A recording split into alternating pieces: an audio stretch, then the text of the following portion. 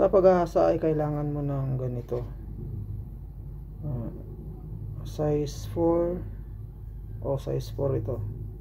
Saka kailangan meron kang malaki-laking to, size 5. Mamaya ituturo ko sa inyo kung paano gamitin tong dalawang kikil nito. Ito lang kailangan dito. So kailangan ka rin naman ganito, siyempre. Ito pinakapatungan mo. Saka kailangan mo rin ng ganito. Ito, dilagay ko na dito sa taas. Ito. Itong kailangan mo ng ganito. Ito kailangan mo rin ng ganito kasi pukpukan. Dahil hindi ako gumagamit nito, ang ginagamit ko ay itong malaki. Yan. Pero ito mas mainam gamitin ito kasi mayroon siyang butas. Pag kailangan mo luwagan, pwede. Yan lang ang mga gamitin. Siyempre meron kang ito ang mga gagamitin. Okay, ngayon umpisa na natin kung paano magasa.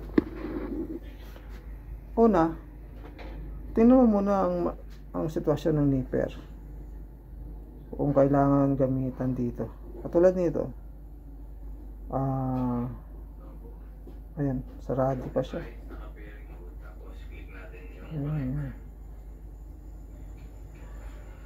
Kailangan natin idaan to sa bato. Kailangan daan natin. Natin. Pero kung ikaw baguhan lang, hindi ka talaga sanay pa, huwag mo itong dandaan mo lang. Katulad ng mga marunong. Kailangan natin tagalin yan. Singit. Kailangan papantay natin ito.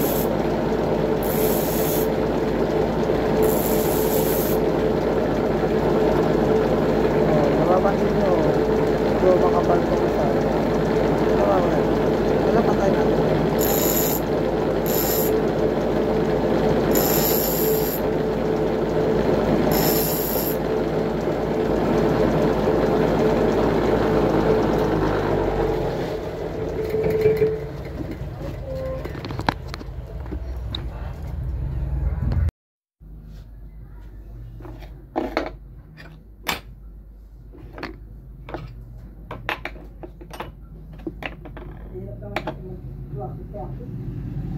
Ito ngayon ang gagamitin natin, size 5. Sa una natin, mag-umpisa natin, patay natin.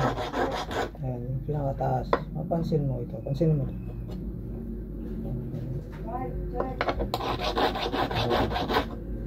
Tapos, pantayin mong ibabaw. Pinakatalim nyo ba? Pag nakita mo pantay na siya, okay, tatanggalin mo ito. Ito nang gamit mo ng size 5. Kaya natanggalin mo ito yung mga gilid na ito. Ayan.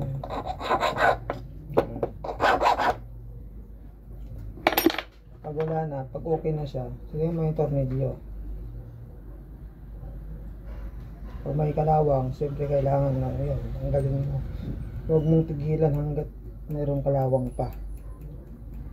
Kasi yan, pag yan ay habang ginagamit, biglang lumuwag, wala na, kurog na siya agad.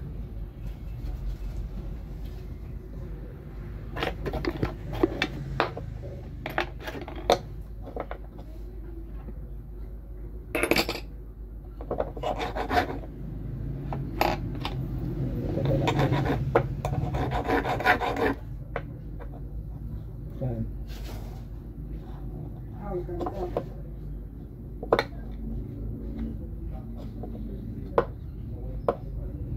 Kailangan paglapat, kailangan yung lapat sa nakakalang dito. Nakakalang dito yung ito niya. Para kahit may tulak mo naman, hindi na siya gagalaw. Ayan.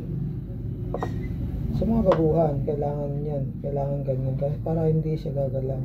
Tapos, yung paghahak ng kikil ganito, dito siya. Ay, itong pantayin mo. Ito, kailangan ito nakalapat dito sa talim. Tirahin mo lang ito ng pantay.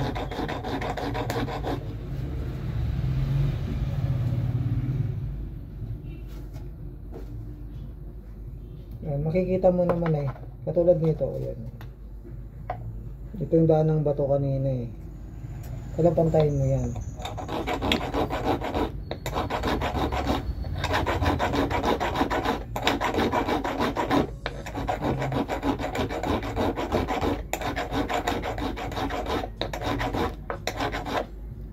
Pag nakita mo na pantay na, siyempre silipin mo siya. Ayan. Kung saan yung may yung lumalapad, yun lang ang patatamaan mo ngayon.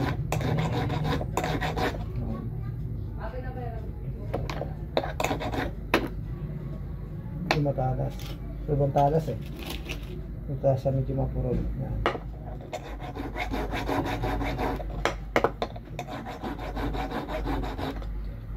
Silipin mo hanggang pumantay. Makikita mo naman yan kung sinilip mo kung saan yung angat. Yun, huwag mong tatamaan ng kikil. Pansayin mo nang huwag tumaan ang kikil ko.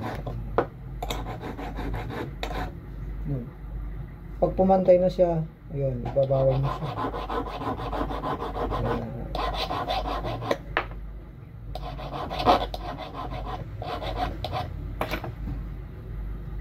Siyempre ba, para sigurado, titistig mo.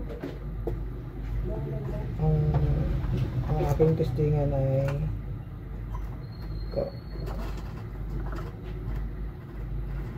Ito sinulit ko.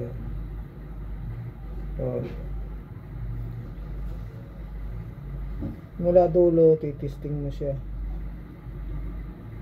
Mula dulo ng nipper. Pag may nakita kang medyo imulmul, yung nagmumulmul pa, yan. Ito okay na to. Ito papakita ko sa inyo yung mapurol. Ayan, ito yung mapurol, hindi pa ito nasa yan. Sumasabit siya yan. Mapapansin mo matigas siya yan. Nagbumulmul siya yan. Mapapansin mo nagbumulmul yan matigas.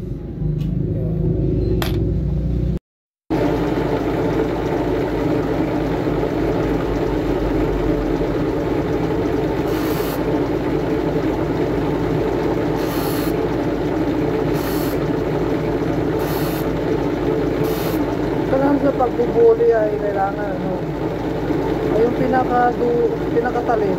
Kailangan yung talim ang maiiwan ay parang yung yan. Huwag mo abutin yung pinakatalim na yan. Walang maiiwan dyan yung kalahati lang, parang kalahati lang ng sinulit o kaya kasi laki lang ng buhok ang maiiwan. Kailangan huwag mong tamaan ng buli yan.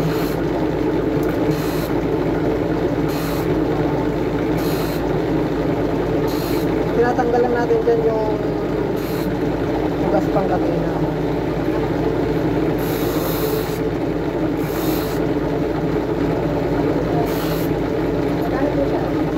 Lima.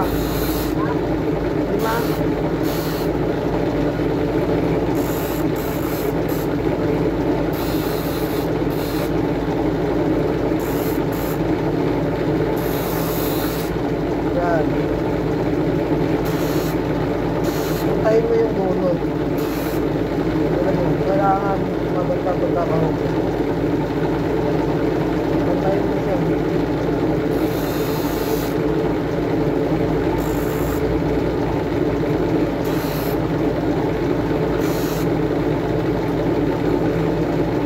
Pag lumabas naman yung pinakapangan nito, katulad nito, mayroon yung pangan. Hindi mapapantayin mo.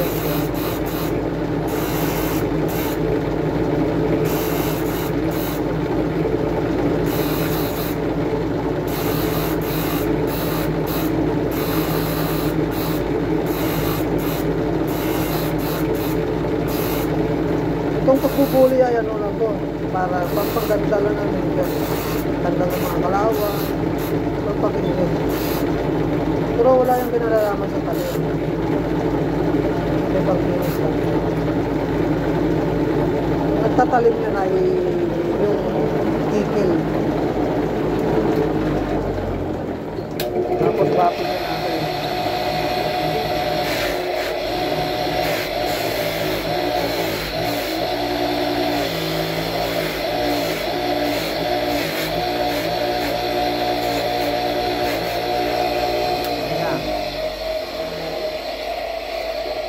Siyempre pagkatapos natin i-buffing, kailangan ito naman finish. Ito pinaka so, kailangan mayroon ka ring finishing. Pino, huwag naman masyadong sobrang pino. Dahil lang, ang tatanggalin mo lang ngayon dyan ay pinaka-alibaba. Total, kanina na-testing na natin. Talas na. Ito, para lalo siyang tumalas. Kasi nadaan natin doon sa may buffing, medyo tinamaan ng buffing ng talim. Pumurol na uli yun. Yun lang.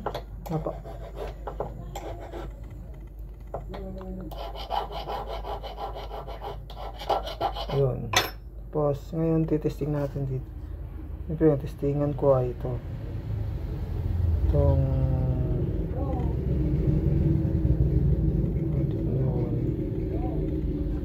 pag may napansin kang medyo mulmol, ito wala na eh. Wala na siya.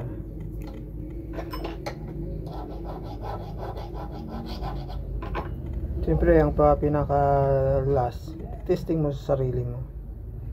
So, ito. Yan. Ito mo, matalos na siya. Yan. Lahat kami noon na basyador, ganitong ginagawa eh. Yun, diba?